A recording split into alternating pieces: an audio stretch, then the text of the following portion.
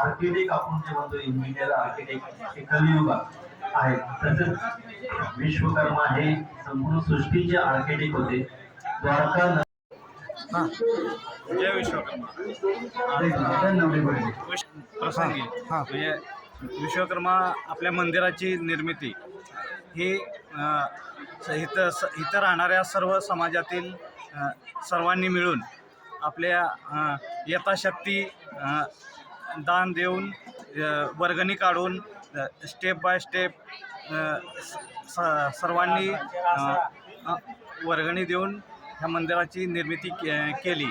आणि प्रथम म्हणजे इथं जे सगळे विश्वकर्मीय राहतात त्यांचे आराध्य दैवत म्हणजे विश्वकर्मा ह्याची इथं मंदिर व्हावं ही सगळ्यांची तळमळ होती.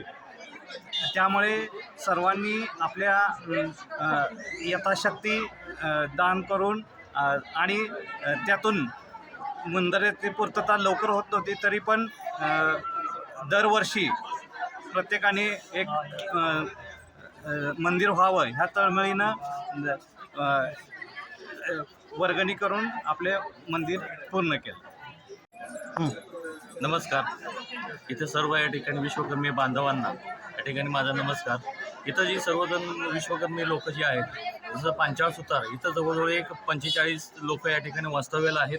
प्रत्येकाने पंतप्रतिनिधी गायत्री देवीच्या माध्यमातून इथं आपल्याला जागा मिळण्यात आली. इथं सर्वजण सगळे बांधव विखुरलेले होते आणि त्या बांधवांना एकत्र आणण्यासाठी तिथे या ठिकाणी प्रत्येकाला या ठिकाणी 2 गुंठे 2.5 गुंठे अशा या ठिकाणी जमीन देण्यात आली आणि लोकजण यांना एकत्र आणण्यासाठी प्रत्येकाने या ठिकाणी प्रयत्न केले. जसं जागा बांधून आता लोक या ठिकाणी घरं प्रत्येकाने बांधलेली आहेत आणि हे मंदिर उभं राहण्यासाठी प्रत्येकाचा हातभार आहे. इथल्या प्रत्येक व्यक्तींनी सहकार्य केलेले, प्रत्येकाने या ठिकाणी देणगी दिली आहे. म्हणजे इथं लोकांनी प्रत्यक्ष या ठिकाणी जमीन खांदून हाताने विटा बांधून वगैरे सगळं कुणी बरेच लोकांच्या या ठिकाणी देणगीद्वारे लोकप्रतिनिधीद्वारे आपण या ठिकाणी बरंच या ठिकाणी आपण वर्गणी गोळा केली. लोकांचं सहकार्य प्रचंड प्रमाणात लाभलं आणि इथं प्राणप्रतिष्ठा करून आज या ठिकाणी कळस बसवण्याचा कार्यक्रम सुंदर पद्धतीने झालेला आहे.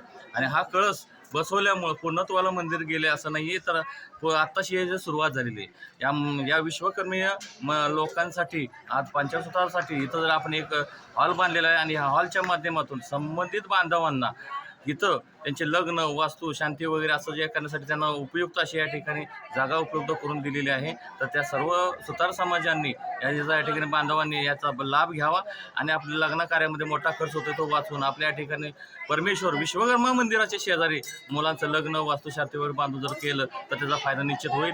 आणि हे बोलण्याची संधी दिली त्याबद्दल धन्यवाद. आभार.